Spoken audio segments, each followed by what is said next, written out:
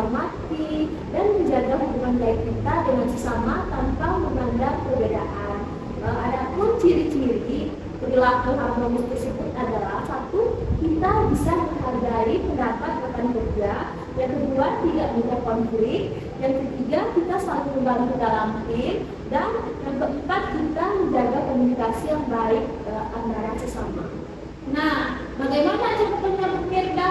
Contohnya, saya sebagai petugas laboratorium bekerja sama dengan perawat, dokter tanpa ego masing-masing, dan berkomunikasi dengan baik. Dan selanjutnya, apa itu loyal kompeten? Loyal adalah sikap setia dan berdedikasi terhadap pekerjaan, organisasi, serta negara. Ciri-ciri perilaku loyal yaitu menjaga nama baik institusi, taat aturan dan SOP, bertanggung jawab terhadap tugas, serta mendukung kebijakan yang berlaku. kita akan melanjutkan materi kita tentang akuntabel dan kompeten. Nah, apa itu dimaksud dengan akuntabel, Bu Mirda? Akuntabel berarti setiap pekerjaan yang kita lakukan harus bisa kita pertanggungjawabkan, baik secara prosedur, hasil, maupun etikanya. Adapun ciri-ciri perilaku kita telah menerapkan nilai akuntabel, yaitu kita selalu bekerja sesuai SOP, jujur dan transparan, bertanggung jawab atas hasil kerja kita, dan tidak menyalahgunakan wewenang pekerjaan kita. Nah, bagaimana itu contohnya? Contohnya terhadap hasil pemeriksaan laboratorium, kita mencatat hasilnya yang benar dan tidak dimanipulasi. Yang kedua, kita menginput data pasien dengan teliti. Kompeten, apa itu kompeten, Pak Lukman? Kompeten berarti memiliki pengetahuan, keterampilan, dan sikap profesional dalam menjalankan tugas. Ciri-ciri perilaku kompeten yaitu terus belajar dan mengembangkan diri, menguasai alat dan prosedur kerja, serta bekerja cepat, tepat dan akurat, dan mampu beradaptasi dengan perubahan. Nah, contohnya apa itu, Pak Lukman? Contohnya yaitu tugas mampu melakukan pemeriksaan struktur dengan teknik yang benar, serta memahami interpretasi hasil laboratorium dan mengikuti pelatihan tentang update ilmu terbaru seperti itu. Nah, apa kaitan akuntabel dan kompeten itu? Akuntabel dan kompeten yaitu saling berkaitan keduanya. Kompeten tanpa akuntabel hasil bisa bagus tapi tidak bisa dipercaya. Sedangkan akuntabel tanpa kompeten bertanggung jawab tapi hasil kurang maksimal. Jadi akuntabel membuat kita dipercaya, kompeten membuat kita diandalkan. Iya, benar ya.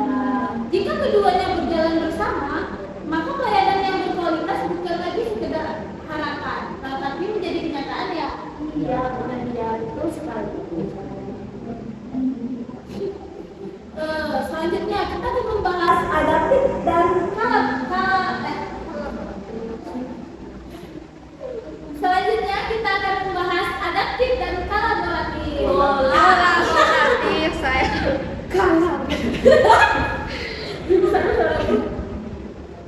Baiklah, Bagus, tapi tak tahu suaranya. baiklah, selanjutnya kita akan membahas adaptif dan kolaboratif. Nah, apa itu adaptif, Bapak Bukan? Adaptif adalah kemampuan untuk menyesuaikan diri dengan perubahan, baik dalam teknologi, kebijakan, maupun situasi kerja. Ciri-ciri pelaku adaptif yaitu cepat belajar terhadap hal baru, terbuka terhadap perubahan, tidak kaku dalam bekerja, serta mampu mencari solusi saat kondisi berubah. Selanjutnya kita akan membahas tentang kolaboratif. Apa itu kolaboratif, Pak Bukan?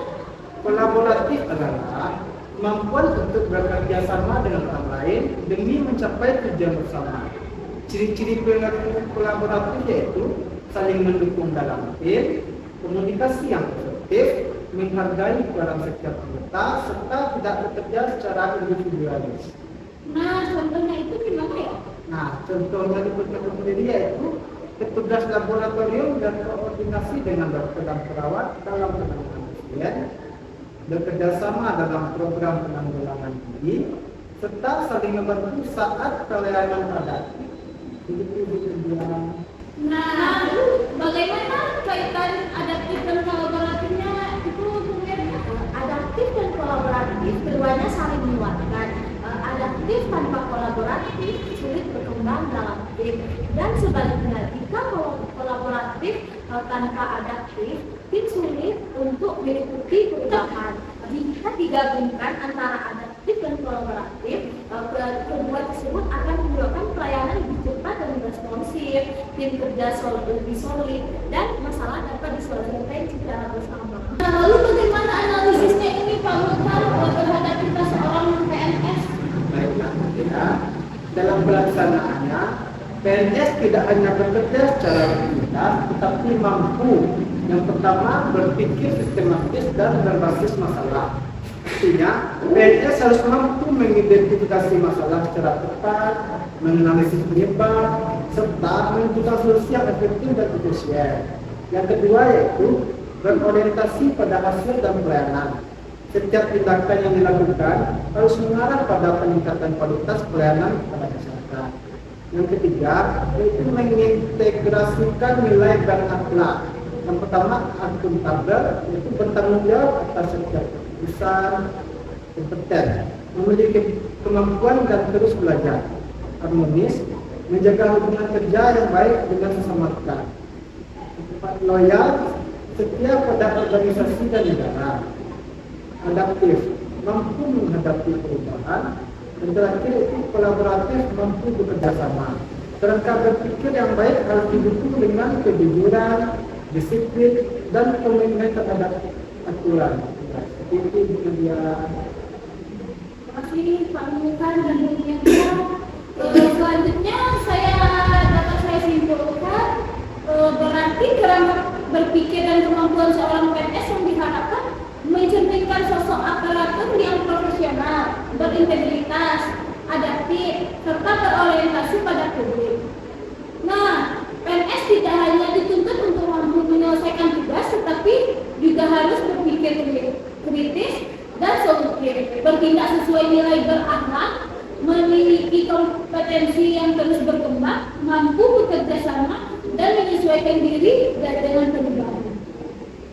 Dengan demikian, kita sebagai PNS menjadi pelayan masyarakat yang terpercaya, efektif dan berkualitas, serta mampu memberikan kontribusi nyata dalam pembangunan dan peningkatan kesejahteraan masyarakat.